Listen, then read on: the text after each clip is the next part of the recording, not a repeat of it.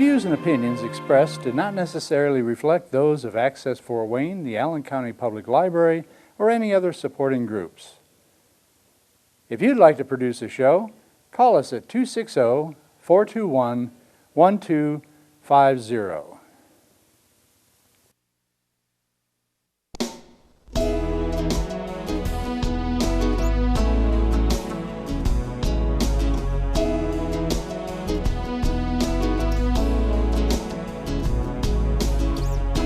Let me be your lighthouse so I can show you the way.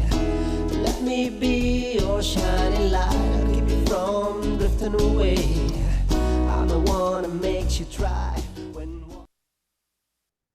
Hello, welcome to my show. This is Patty Hunter of Patty's Page. Today on Zoom, again, one of my favorite people, Paul Petersen, and he is of A Minor Consideration. It's a nonprofit organization. He's also was an actor, author, advocate for working children. Yep, that about describes me, no doubt about it. And you're the founder of A Minor Consideration? Yes, we started, I was actually, the story's kind of interesting. I was writing a book about my experiences as a kid actor when my friend of many years, Rusty Hamer from the Danny Thomas Show, took his life. This was in January of 1990. And Rusty he really was a good friend of mine. I knew where he lived. I knew that he had grown fat and unhappy and had a fascination with guns. And I had gone through New Orleans many, many times, and I never took the time to go see him. He was living in a dilapidated trailer behind his brother's house. And on a Sunday morning, the news broke January 19th, 1990, that he'd killed himself. And it so struck me, not that I was surprised, but that it happened. Yeah. And I turned to my wife and I said, that's never going to happen again. If I've got a kid actor in trouble, I'm going to show up. And having said that, I picked up the phone and called Jay North, who you might remember as Dennis on Dennis the Menace. Yes. And I woke him up. This is early Sunday morning, and he answered, and I said, Jay, our friend Rusty Hamer just killed himself. And there was a long, long silence. And I said, Jay, it's going to be you if you don't let me get you some help. And for the first time in many years, Jay said, okay. And well, okay, now what? It was basically my reaction. So I said, I'll call you back in a little bit. The next call I made was to his co-star, Dr. Jeannie Russell. She played Margaret on Dennis the Menace. And she too knew how upset and fragile Jay North was. And we cooked up a plan to get him into therapy. And we did this without any resources, when not really knowing what we were doing. We knew we had a friend in trouble who had finally agreed to seek the help we both knew he needed. And I didn't know what to call this group of former kid stars that were all agreeing to help. So I took the title of the book I was writing, called A Minor Consideration, and we formed a little foundation, 501c3, one of those tax-deductible things. And there were 6 kid actors in trouble at that time. This is January 1990. People like Danny Bonaducci and Dana Plato and others. Yeah. And we started to actively reach out to people. And because Rusty's death impacted so many former kid stars, particularly of our era, the kids from the 50s and early 60s that were famous on television and movies. Yeah.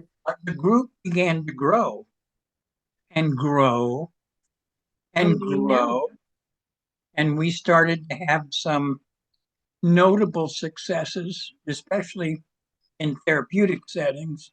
Oh, yeah. And we found our balance. Helped mightily, I got to tell you, Patty, by my wife, Rana, because Rana is a registered nurse, but she's a studio nurse. She has worked, well, until she retired, she worked at CBS Medical Department Yeah. for over 40 years. So she was very familiar with the use and abuse of children on movie sets.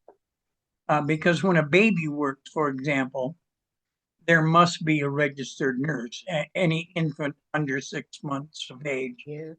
I'm surprised. So Ron and I started looking more deeply into the common problems that we had known about or had witnessed. And that really became, for me, it became my life's work because there are so many problems going back in history that names Shirley Temple, Jackie Coogan, Diana Sarah Carey, she was Baby Peggy, Rose Marie, Yes. Roddy McDowell, and Mickey Rooney. Mickey And, Williams. and we began to get a, a very public reputation because we were, at that time, invited onto every talk show in America because people knew us. They knew many of the troubles that we'd had because, of course, it was all public. Mm-hmm. And once you get that kind of reputation and demonstrate a certain efficiency of action, people begin to rely on you. They begin to call when they see, sense, or smell trouble. Uh-oh. So quickly, the group grew. It's what a sense of satisfaction it is to look back now over 30 years worth of work to see the significant progress that we've made. How many people are working for you now? Well, no one has ever drawn a Oh, salary. I We know. don't have. Our volunteer base is of just under 1,000 former kid stars and doctors and lawyers and accountants. Well, and you, Patty, the supporters that we have all across the world, mind you, the world is really so heartening because these problems that have bedeviled young performers, whether they're athletes or movie stars or television stars or recording stars, haven't gone away. And they start because very fundamental structures are amiss. My friend Lonnie Burr, he was a Mouseketeer with me back in 1955, says the following: just seeing a kid in show business tells you a lot about their parents. And his contemporary, Ricky Sorensen, who played Boy in the Tarzan movies, Yeah. and was a very good character actor, Westerns mostly. Ricky Sorensen, when I asked him how did he turn out so well, he said, Paul, you got to pick your parents with care. Because, as in real life, a good set of parents can get you through most anything. Yours got you through. Well, yes, they did.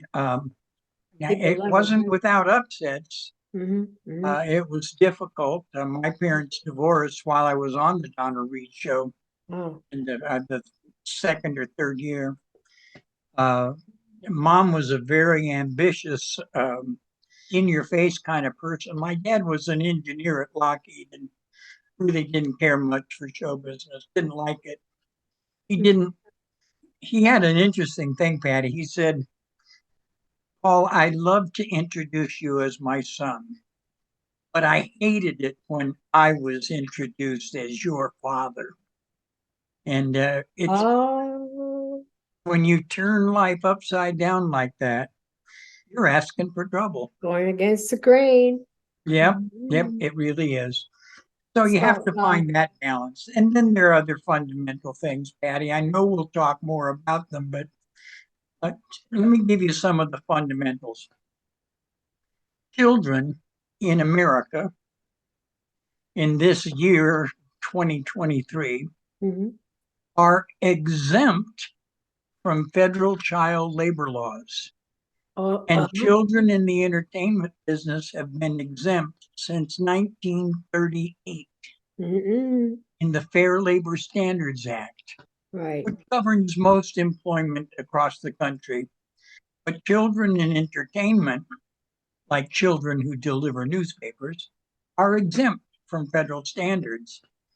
So if you live in California with a long history of working children, not only in the fields, but in show business, there's Yes. some pretty good rules in California.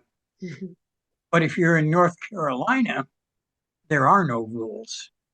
So we've been picking off states one at a time to get them to at least try to duplicate the rules in California.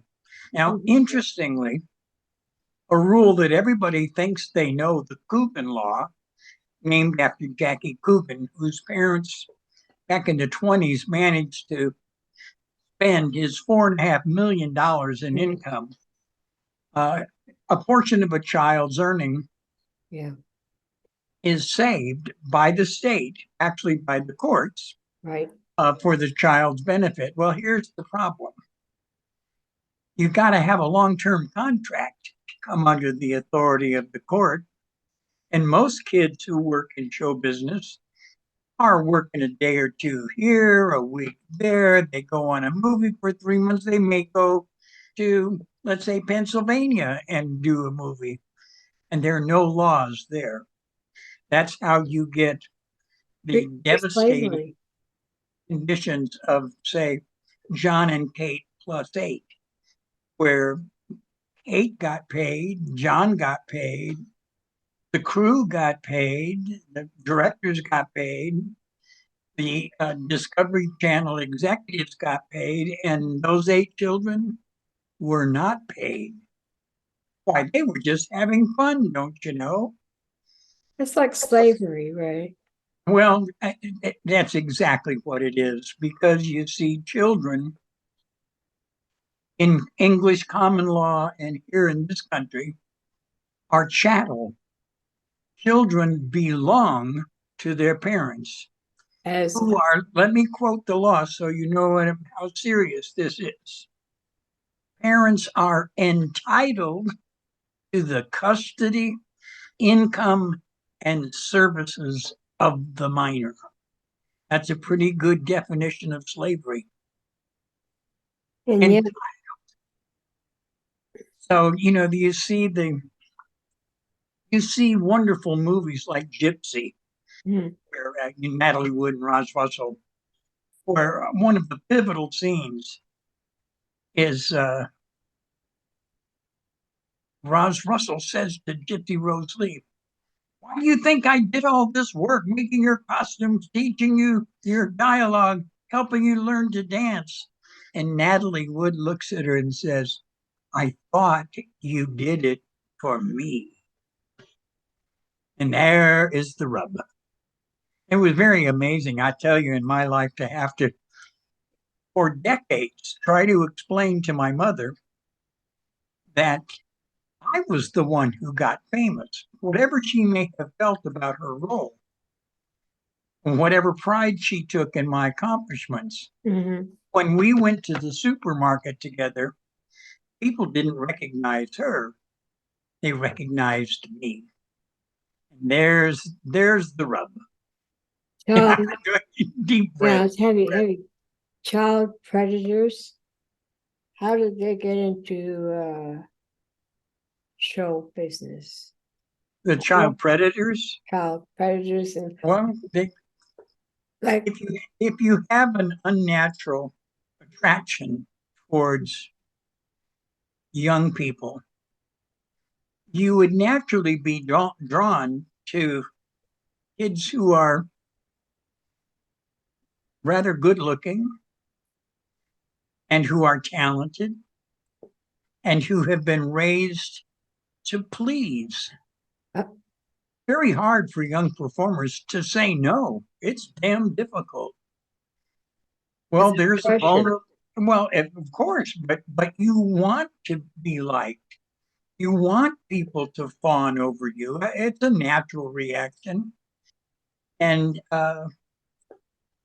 it draws a particular kind of person. And it's not just in show business, as the Catholic Church had to learn to their sorrow.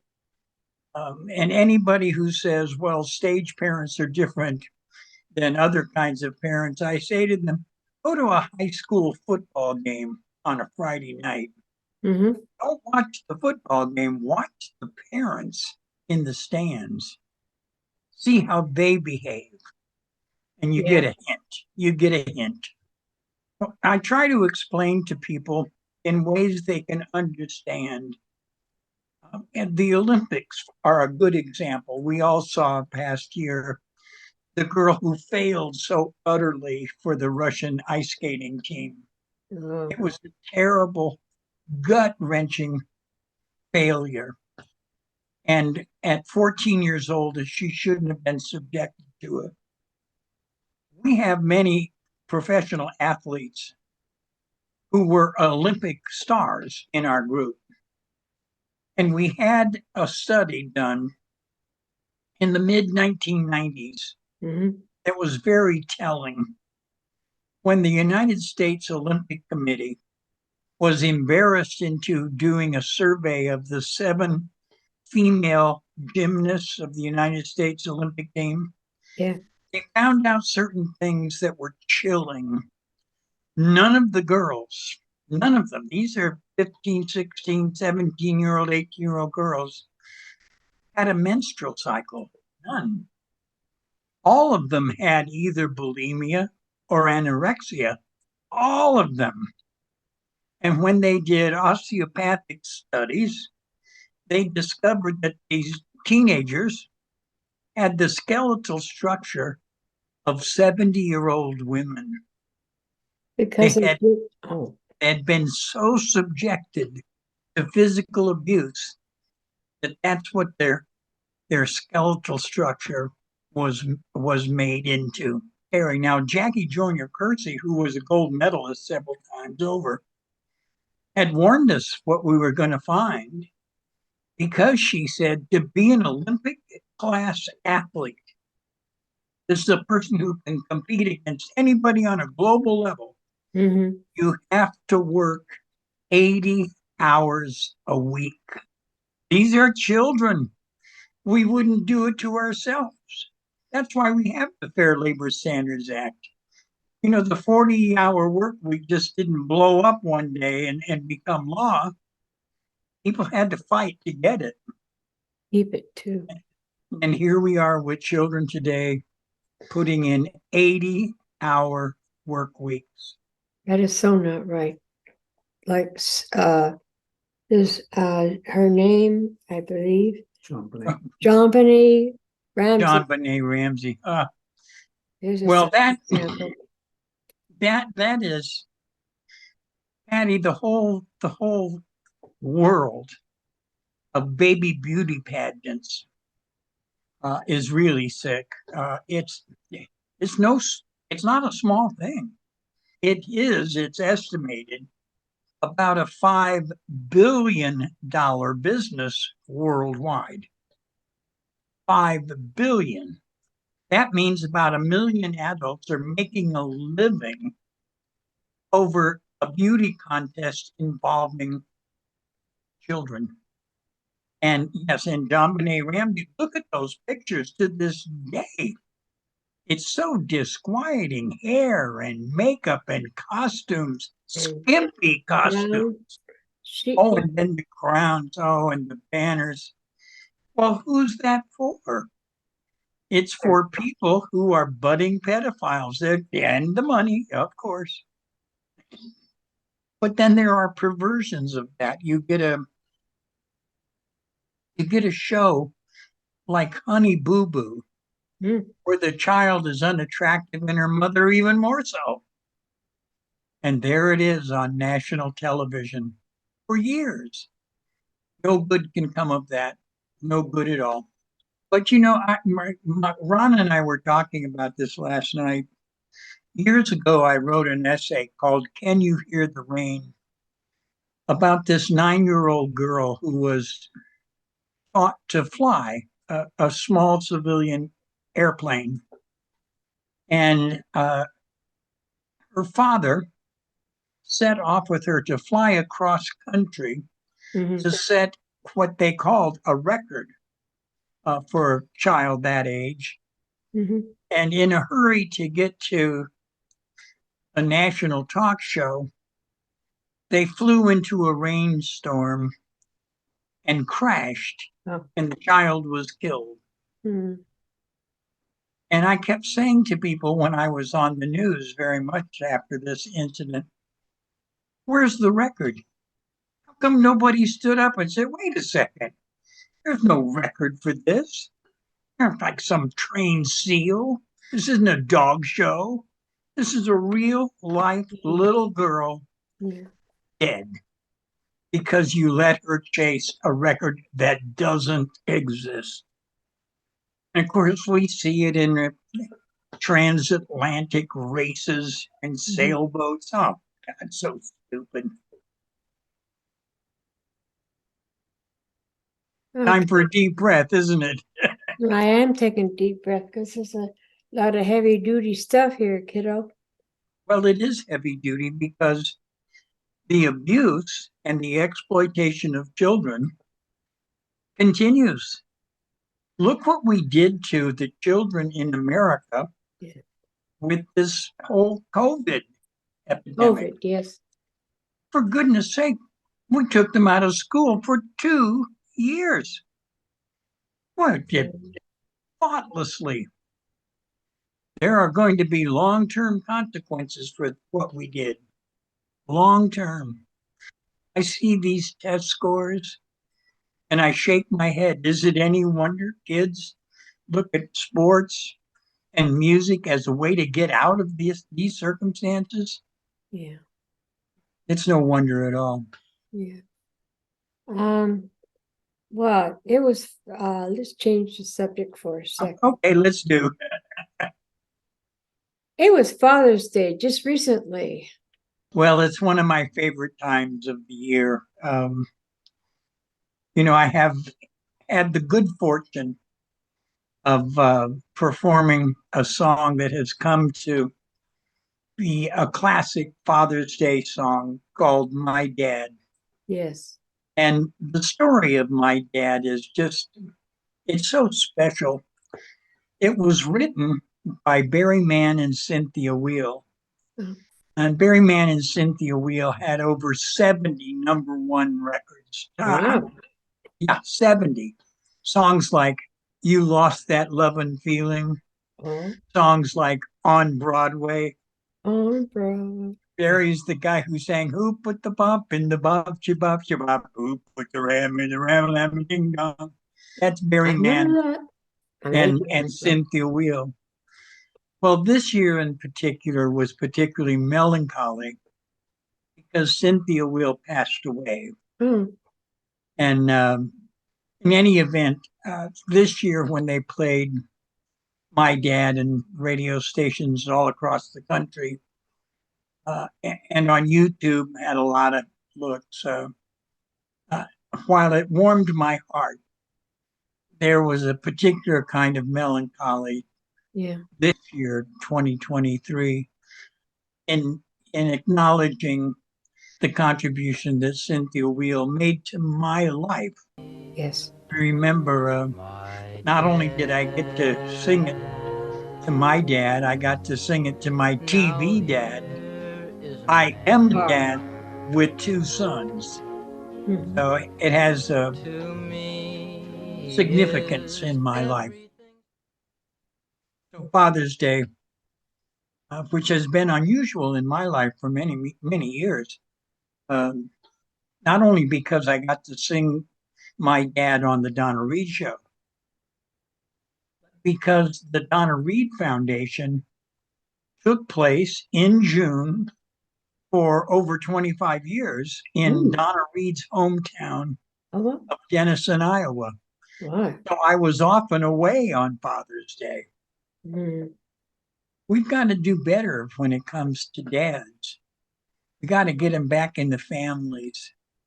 And they have to take, I don't want to say a leadership role, but a more important role in the welfare of their family.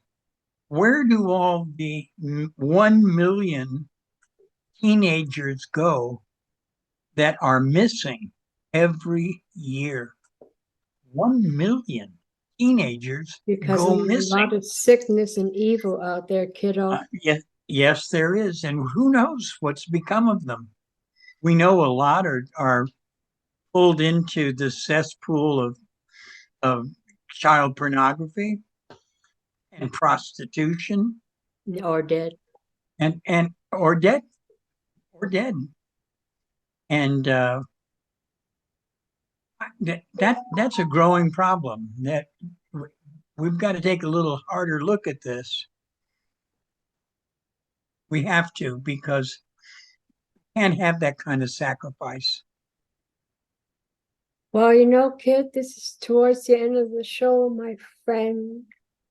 Well, all good things come to an end. Now, Well, I you gotta know, have you back on my show. You are a delight to have. well, thank you. I apologize for I get on my soapbox with very little prompting.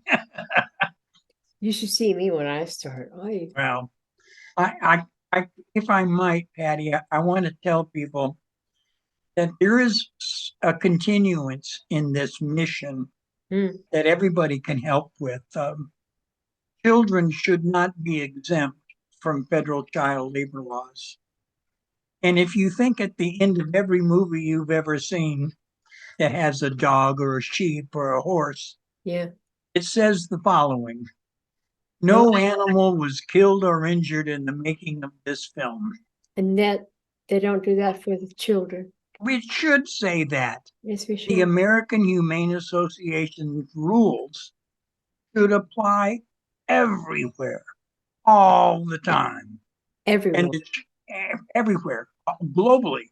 Mm-hmm. And the child who does the work should own the money they earn. Yes. And we should protect a portion of that. And with that last note, we are going to say goodbye to you, sir. Thank you, Patty. Pleasure was mine. Consider yourself touched. Oh, we love you. Take All right. behind a random for me. We love you. Oh, thank you, Patty. The Okay, pleasure's behave been yourself. mine. Godspeed, my love, until we meet again. You're always in my heart and every dream. Don't let this time apart give in to all our fears. God will keep us close from up above.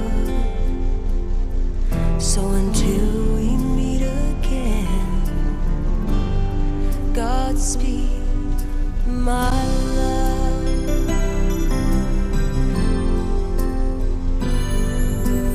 God is with us always and for the rest of all our lives.